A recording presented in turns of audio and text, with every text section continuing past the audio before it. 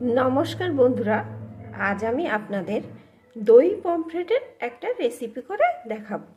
तार जन्य आमी एखाने 4टे पमफ्रेट माछके भालो करे धुए लवण हलुद माखिए रेखेछि।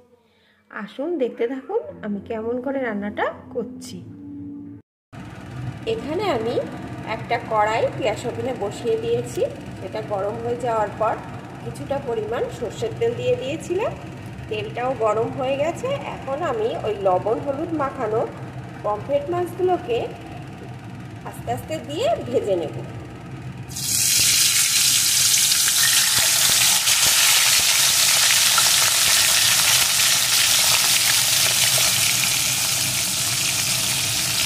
মাছগুলো খুব নরম হয় তাই সাবধানে ভাজতে হবে।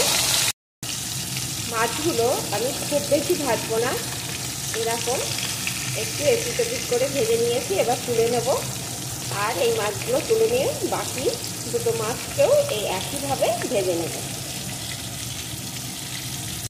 সব মাছগুলো আমি ভেজে তুলে নিয়েছি। এখন ওই তেলের ভিতরে দিয়ে দেব একটু গোটা গরম মশলা।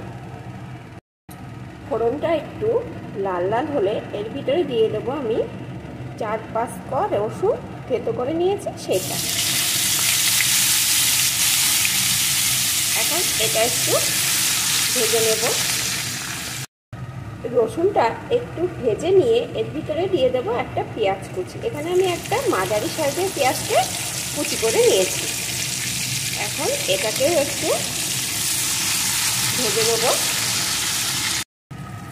পেঁয়াজটাও একটু ভেজে নিয়েছি। এখন দিয়ে দেব একটা টমেটো কুচি।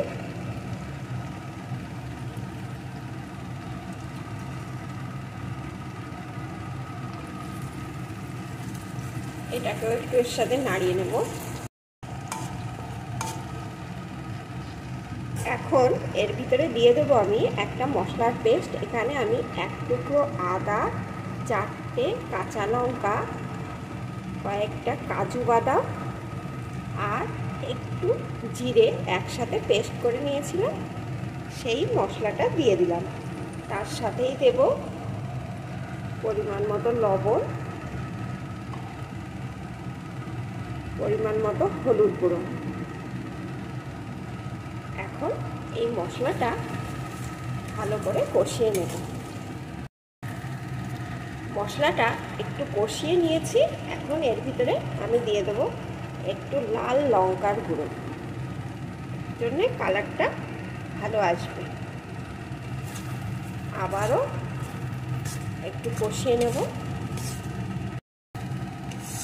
মশলাটা সুন্দর করে কষিয়ে নিয়েছি।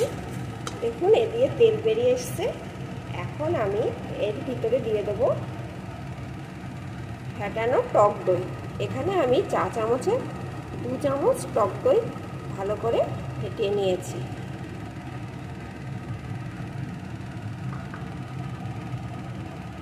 এর সাথেই দিয়ে দেবো সামান্য একটু চিনি।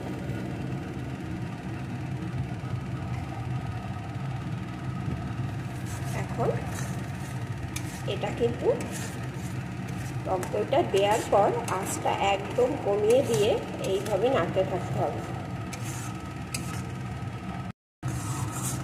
দইটা দিয়ে আমি অল্প আছে ভালো করে মশলাটা কষিয়ে নিয়েছি। এখন এর ভিতরে দিয়ে দেব সামান্য একটু গরম মশলার গুঁড়ো,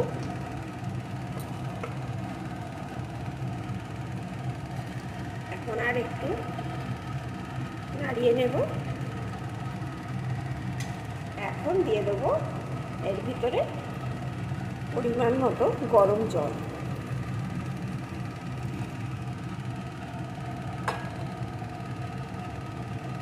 আবারও একটু নাড়িয়ে নেব। এখন ঝোলটা ভালো করে ফুটতে দেব। ঝোলটা ভালো করে ফুটছে। এখন আমি ভাজা পমফ্রেট মাছগুলো এর ভিতরে দিয়ে দেব।